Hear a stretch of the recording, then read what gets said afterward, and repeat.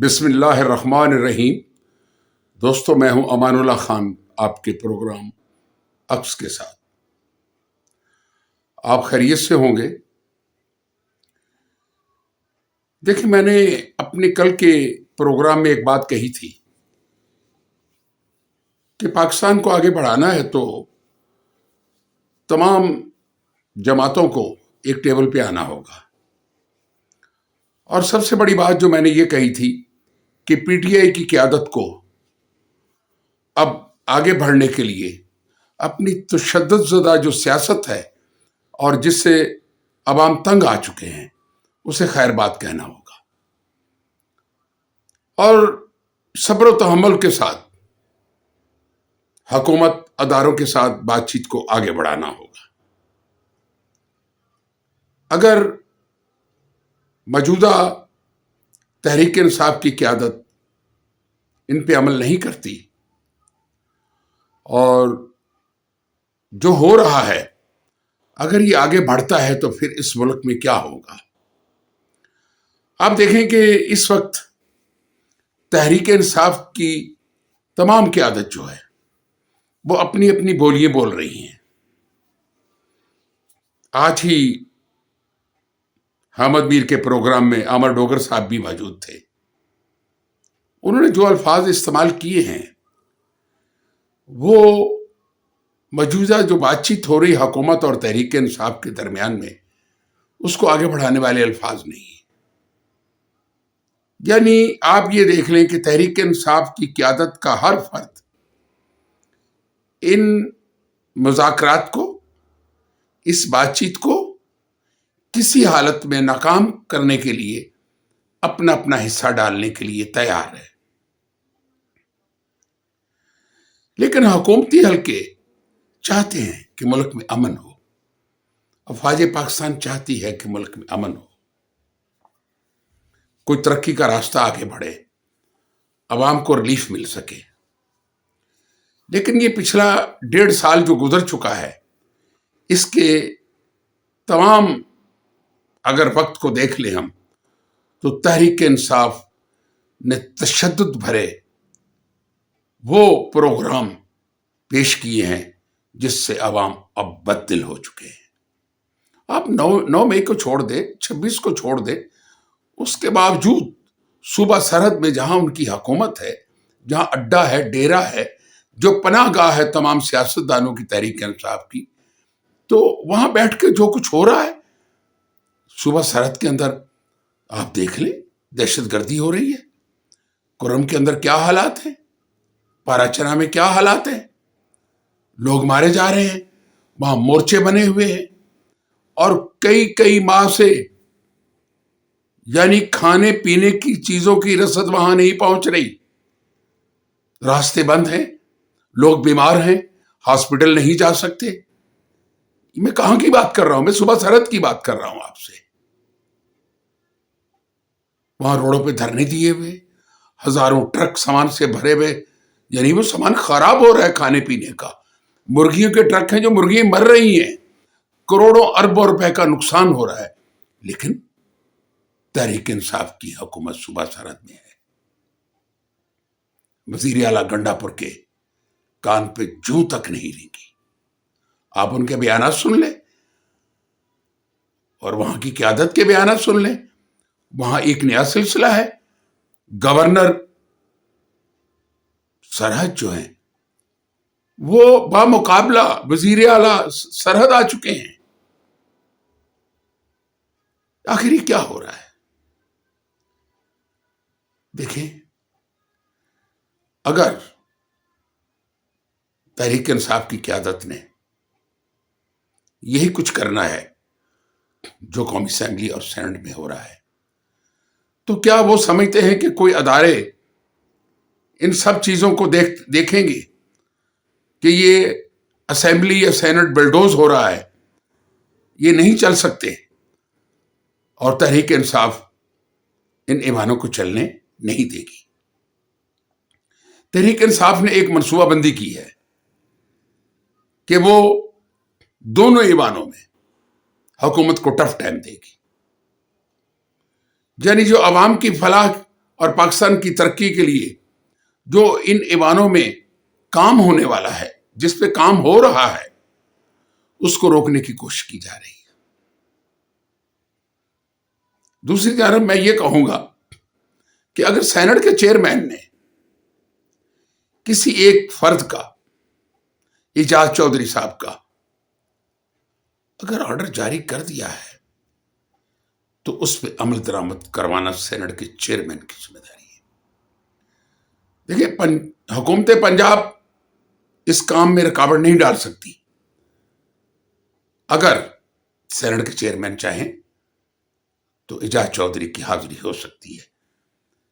دیکھیں، جو باتیں مثبت ہیں، جن کے ساتھ آگے چلا جا سکتا ہے، ان کے بارے میں تو ہماری رائے بھی مثبت ہوگی، لیکن جو کچھ قومی اسمبلی کے ایوان میں گالی گلوچ اور جو الزامات لگائے جا رہے ہیں اور سینٹ میں، یہ ایک پی ٹی آئی کی ایک منصوبہ بندی ہے کہ ہم اس حکومت کو، اس ایوان کو اب چلنے نہیں دیں گے۔ اگر یہی منصوبہ بندی ہے تو دیکھیں پھر راستہ کٹھن ہو جائے گا۔ بات تو اتنی تھی نا کہ جو واقعات ہوئے ہیں وہ تو پی ٹی آئی کی قیادت نے ان کی ذمہ داری لے لی ہے۔ 9 مئی کے واقعات کے بارے میں پی ٹی آئی کی قیادت کے جو بیانات آ رہے ہیں اب، وہ سننے کے قابل ہیں کہ قیادت کو پتہ نہیں تھا، لیکن جن لوگوں نے یہ سانحہ کیا ہے 9 مئی کا، ہم انہیں تحریک انصاف کے نمائندے یا تحریک انصاف کے کارکن نہیں مانتے۔ یعنی تحریک انصاف ان کارکنوں سے، ان اپنے جیالوں سے، ان اپنے پیاروں سے جان چھڑا رہی ہے، اور وہ جو اس وقت مصیبتیں حکومت یا آرمی کی کسٹڈی میں جھیل رہے ہیں، وہ ان کے خاندانوں کو پتہ ہے۔ جیسے حفیظ اللہ نیازی صاحب، ابھی میں کل ہی ان کا ایک بیان سن رہا تھا کہ دیکھیں، اگر ان کے بیٹے احسان کو سزا ہو چکی ہے 10 سال کی، سزا ہو گئی نا، تو اس کو اب اس کسٹڈی سے جیل کی کسٹڈی میں دے دیا جائے، جہاں پر ان کے وارثین، ان کے رشتہ دار، ان کے بہن بھائی اس سے ملاقات تو کر سکیں۔ ہاں، یہ مثبت بات ہے، یہ ہونی چاہیے۔ اور یہ نہیں، احسان کے بارے میں جتنے لوگ بھی اس وقت حکومت کی کسٹڈی میں ہیں، ان سے ان کے وارثین کی ملاقات لازمی ہے۔ یہ انسانی حقوق کی بات کر رہے ہیں، یہ اخلاقیات کی بات کر رہے ہیں، جو ہونی چاہیے۔ لیکن پی ٹی آئی کا جو ایجنڈا ہے کہ اس ملک میں ایمرجنسی نافذ ہو جائے، اس ملک میں مارشل لا لگ جائے، اس ملک میں کوئی عذاب اتر آئے، تو دیکھیں اب یہ بات ہونے کو نہیں ہے۔ اس ملک میں نہ تو کسی ایمرجنسی کا نفاذ ہوگا، نہ اسمبلی معطل ہوں گی، نہ مارشل لا لگے گا۔ اسی تنخواہ پہ سب کو کام کرنا ہوگا۔ دیکھیں، ایک طرف تو عمران خان کی بہن نے 17 تاریخ کے فیصلے کو کہا ہے کہ اگر وہ فیصلہ کر کے دکھائیں، تو بابا یہ کیا ہو رہا ہے؟ آپ عمران خان کے راستے میں روڑے کیوں اٹکا رہے ہیں، کانٹے کیوں بچھا رہے ہیں؟ اور عمران خان کو بھی چاہیے کہ دیکھیں، سیاست کریں۔ اس سیاست ہوتی ہے، اور سیاست کا کھیل جو ہے وہ سیاسی معتبر شخصیت بن کے لڑنا پڑتا ہے، کرنا پڑتا ہے۔ ایک بات تو واضح ہو چکی ہے کہ پی ٹی آئی کے ان کارکنوں کی جنہوں نے سانحہ 9 مئی میں حصہ لیا اور ان کے شاہد مل چکے ہیں، ان کی رہائی تو مشکل ہو گئی۔ کیوں کہ ان کی رہائی حکومت کے بس کی بات نہیں ہے۔ اور نہ ہی عدالتوں کے بس کی بات ہے۔ ان کو ان کے کیے ہوئے جرم کی سزا ملے گی، ضرور ملے گی، کہ جنہوں نے فوجی تنصیبات کو جیسے اکھاڑا اور جیسے تذلیل کی ہے، اس کی سزا ملے گی اور ضرور ملے گی۔ دوسری جانب یہ ہے کہ جو لوگ بے گناہ ہیں، جو ایسے ہی پکڑے گئے ہیں، بہت پریس کے لوگ ہیں، عام شہری ہیں، آتے جاتے لوگ ہیں، ان کی رہائی ہو چکی ہے، اور باقی جو ہیں ان کی بھی رہائی انشاءاللہ ہو جائے گی۔ لیکن 9 مئی کے مجرموں کو سزا ملے گی، معافی نہیں ملے گی۔